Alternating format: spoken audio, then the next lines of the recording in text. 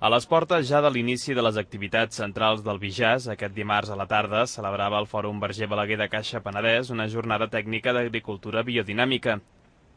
La intenció dels organitzadors era poder oferir diferents punts de vista sobre la biodinàmica aplicada a la viticultura, l'elaboració de vins i caves i també la restauració.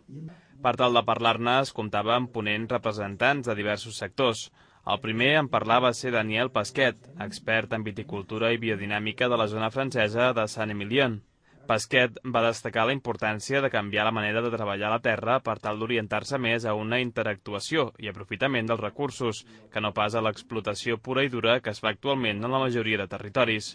Centrant-se en les ensenyances de Rudolf Steiner, iniciades l'any 1924, l'agricultura biodinàmica pretén reduir l'ús d'elements externs a la pròpia explotació agrícola i, per tant, reduir també l'ús d'elements químics artificials.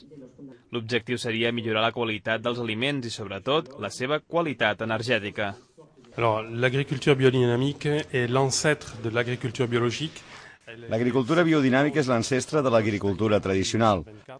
Es fonamenta en les ensenyances de Rudolf Steiner el 1924.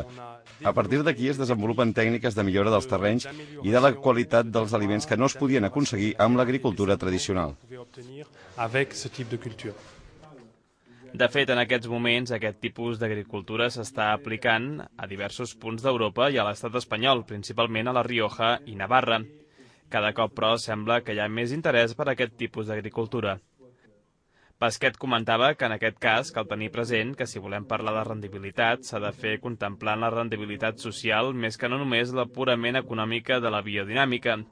Des del seu punt de vista, el fet que qui treballa la biodinàmica necessita estar més preparat i implicat amb el que fa i que normalment cal també més mà d'obra és positiu.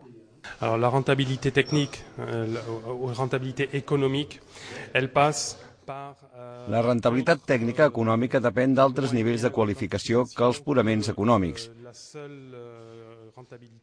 Hi ha tot un aspecte social, una major demanda de mà d'obra per fer aquest tipus d'agricultura. Això és antieconòmic o és econòmic? Jo penso que és una necessitat econòmica demandar més mà d'obra. Pour moi, je pense que c'est une nécessité économique d'utiliser plus de main-d'œuvre. Pasquet destacava també el fet que, per tal d'aplicar l'agricultura biodinàmica, cal una formació i implicació per arribar a un bon resultat, tant a la manera de treballar com en el resultat final del producte.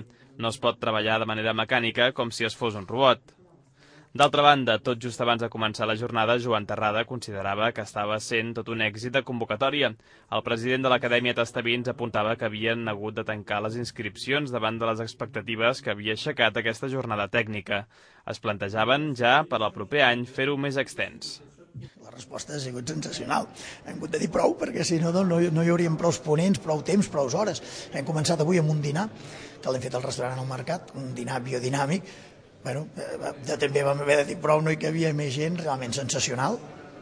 Tots els àpats, des de l'enciam fins al xai, tot ha estat amb agricultura o amb avicultura o amb biodinàmica en tots els aspectes, i ara la jornada aquesta, que ja et dic, l'hem començat a veure com responia, i ja ens plantegem la cara l'any que ve fer-ho encara més tècnic, encara anar ja a fer un míting biodinàmic una mica més ampli, i jo diria que no més ben organitzat, però sí amb uns paràmetres encara més professionalitzats si cal.